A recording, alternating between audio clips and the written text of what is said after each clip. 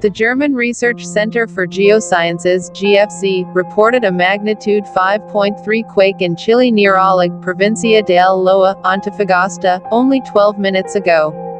The earthquake hit in the evening on Saturday, March 25, 2023, at 9:02 p.m. local time at an intermediate depth of 100 kilometers. The exact magnitude, epicenter, and depth of the quake might be revised within the next few hours or minutes as seismologists review data and refine their calculations, or as other agencies issue their report. Our monitoring service identified a second report from France's Arrêt Acute Séance National de Surveillance Sismique, Arrêt Acute NAS, which listed the quake at magnitude 5.6.